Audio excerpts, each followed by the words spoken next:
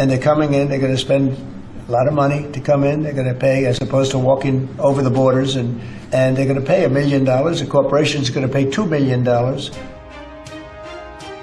আমেরিকায় কাজের স্বপ্ন দেখেন এমন মানুষের সংখ্যা কম নয়, আর সেই স্বপ্ন পূরণের অন্যতম মাধ্যম হলো H-1B ভিসা। কিন্তু সম্প্রতি মার্কিন প্রশাসনের নতুন ভিসা নীতিমালা নিয়ে তৈরি হয়েছে ব্যাপক বিভ্রান্তি এবং উদ্বেগ। হাজার হাজার পেশাদার কর্মীর মনে প্রশ্ন, আমরা কি যুক্তরাষ্ট্রে থাকতে পারবো? আমাদের কি নতুন করে লাখ লাখ ডলার খরচ করতে হবে? এই ভিডিওতে আমরা এই সব প্রশ্নের উত্তর খোঁজার চেষ্টা করব।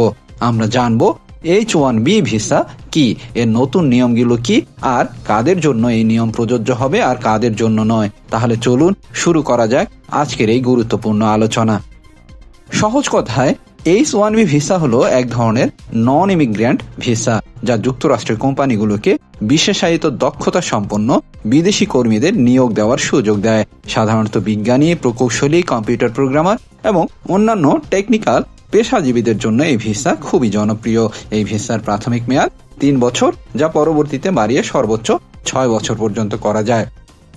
প্রযুক্তি খাতে এর ব্যবহার সবচেয়ে বেশি। প্রতি বছর লটারির মাধ্যমে যে ভিসা অনুমোদন দেওয়া হয় তার প্রায় 2/3 পান ভারতীয় নাগরিকরা। নতুন H-1B ভিসা ফি কাদের জন্য প্রযোজ্য?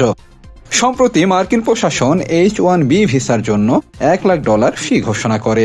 এই ঘোষণায় পুরো বিশ্ব জুড়ে উদ্বেগ ছড়িয়ে পড়ে। তবে পরে হোয়াইট হাউসের পক্ষ থেকে এই বিষয়ে বিস্তারিত ব্যাখ্যা দেওয়া হয়।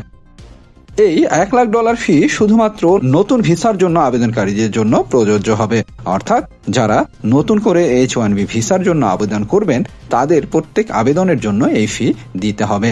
এটি কোনো বার্ষিক ফি নয়, এটি শুধুমাত্র একবার দিতে হবে।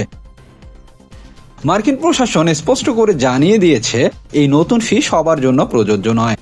যারা ইতিমধ্যেই H-1B ভিসা পেয়েছেন এবং যুক্তরাষ্ট্রে অবস্থান করছেন তাদের এই ফি দিতে হবে না। ভিসার মেয়াদ বাড়ানোর জন্য বা নবায়নের জন্য এই ফি প্রযোজ্য নয়। যাদের H-1B ভিসা আছে তারা দেশ থেকে বাইরে গেলে বা আবার প্রবেশ করলে তাদের নতুন করে এই ফি দিতে হবে না। তারা স্বাভাবিক নিয়মেই ভ্রমণ করতে পারবেন। এই ঘোষণার আগে অনেক কোম্পানি এবং কর্মীরা আতঙ্কিত হয়ে পড়েছিলেন। এমনকি অনেকে বিদেশ ভ্রমণের পরিকল্পনা বাতিল করে দেন এই ভয়ে যে তারা হয়তো আর যুক্তরাষ্ট্রে প্রবেশ করতে পারবেন না। কিন্তু হোয়াইট হাউসের স্পষ্ট ব্যাখ্যার পর সেই উদ্বেগ কমে আসে। মার্কিন প্রেসিডেন্ট ডোনাল্ড ট্রাম্প দাবি করেন এই নতুন ভিসা নীতি আমেরিকান শ্রমিকদের সুরক্ষা দেবে। তিনি বলেন এর আগে H-1B ভিসা প্রোগ্রামটি কম বেতন ও কম দক্ষ বিদেশি শ্রমিক আনার জন্য ব্যবহৃত হয়েছে। এই নতুন ফি উচ্চ দক্ষতা সম্পন্ন কর্মীদের যুক্তরাষ্ট্রে আনতে উৎসাহিত করবে। তবে এই সিদ্ধান্তের বিরুদ্ধে অনেক ব্যবসায়ী এবং প্রযুক্তি উদ্যোক্তা আপত্তি জানিয়েছেন। তারা বলছেন যুক্তরাষ্ট্রে প্রযুক্তি খাতের গুরুত্বপূর্ণ পদগুলোতে দক্ষ আমেরিকান কর্মীর অভাব রয়েছে। এই ধরনের কড়াকড়ি শেষ পর্যন্ত আমেরিকান কোম্পানিগুলোকেই ক্ষতিগ্রস্ত করবে।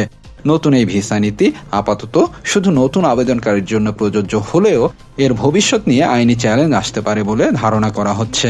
তবে এটুকু স্পষ্ট যে যুক্তরাষ্ট্র এখন থেকে আরো বেশি দক্ষ এবং উচ্চ বেতনের কর্মীদেরকে স্বাগত জানাতে চায়। ভবিষ্যতে H-1B ভিসা নীতিতে আর কি পরিবর্তন আসছে তা দেখার জন্য আমাদের অপেক্ষা করতে হবে। তবে আপাতত যাদের হাতে H-1B ভিসা আছে তাদের জন্য কোনো দুশ্চিন্তা নেই।